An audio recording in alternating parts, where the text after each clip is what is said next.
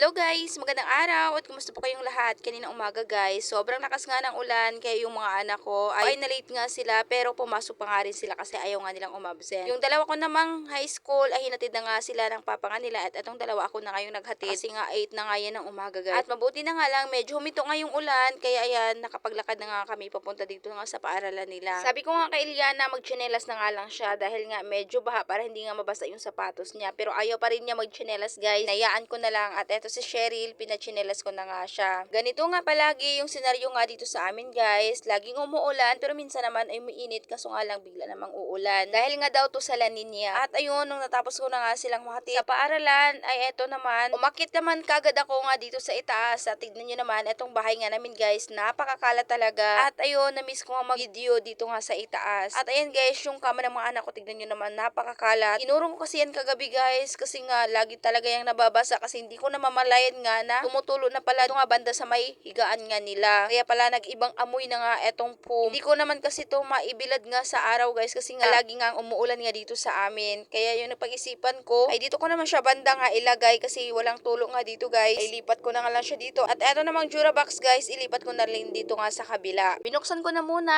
etong mga bintana para naman pumasok yung hangin at para naman hindi masyadong mainit nga dito. Kahit walang araw guys, ay medyo mainit pa nga rin dito sa itaas. Kaya binuksan ko na yung mga bintana. Pagkatapos ko mabuksan yung mga bintana, inurong ko nga itong kama kasi nga tatanggalin ko kasi nga itong Durabox guys. Pinagtatanggal ko na muna yung mga nakalagay nga dito sa ibabaw ng Durabox at dito naman sa gilid niya yung mga nakalagay nga dito sa gilid tinanggal ko na muna para madali ko na nga lang yang iurong itong Durabox. Hindi ko na tinanggal yung mga laman yan guys kasi nagmamadali na talaga ako niyan. Hindi naman yan masyadong mabigat kasi konti lang naman yung laman nga dyan. At pagkatapos, ayan guys, nung natanggal ko na nga lahat na nakalagay nga dito sa may Durabox, dito ko nga lang nilagay sa may gilid yung mga nakalagay nga dito sa ibabaw ng Durabox kasi mamaya lilinisin ko din yan at pupunasan ko pa din yan. At ayun guys, nung natanggal ko na nga, ayan, tinanggal ko na rin yung sapin nga dito sa ibabaw at nilagay ko nga sa labahan dahil sobrang dumi na nga nito. Sobrang tagal na din kasi nito nga dito nga nakalagay guys. Sobrang tagal na din kasi ako guys na hindi nga nakapag-video sa paglilinis ko nga dito sa bahay nga namin. Paano ba naman kasi kapag nalinis nga tayo ay talagang gusto nga natin matapos kaagad. Pero kapag nagbi-video pa nga tayo ay nako, napakatagal. Pero ayun, wala nga tayong choice kasi para nga meron tayong may content. Kasi nga wala naman tayong cameraman. Sariling sikap kasi kaya medyo matagal talaga matapos kapag nagbi-video ka pa nga. At pagkatapos ko nga dito magwalis guys, ayan, inurong ko na nga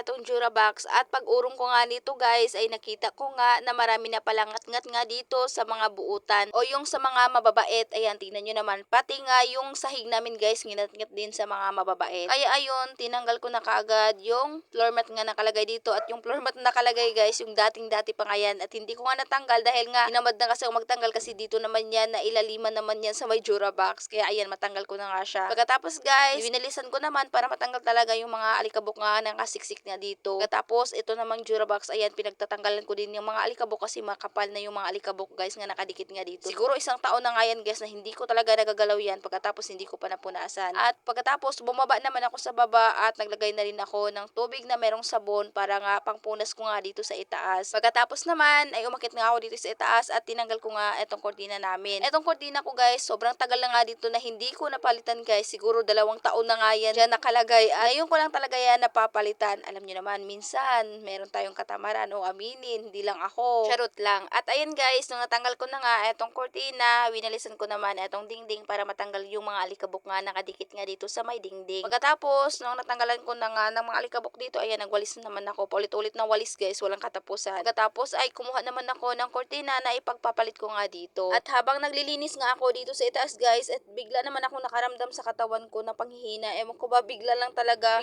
ako hina guys sa mga time na yan. Pero pinipilit ko pa rin na matapos nga yung mga ginagawa ko nga dito. Pero habang tumatagal guys na naglilinis nga ako dito sa itaas, parang naramdaman ko guys na parang gikabuhi. Ewan ko ba anong Tagalog yung gikabuhi ba sa Bisaya. Ewan ko yung tawag sa Tagalog yun guys. Parang nanghihina yung katawan ko at parang nangsusuka nga ako. Kaya yung ginawa ko guys, naglagay na lang ako ng tali nga dito sa may sikmura ko. Para nga naman maibsan nga yung pagkabuhi ko o yung sikmura pala guys. Yung Tagalog sa kabuhi. Ay nako, Diyos ko. Tagalog pa more.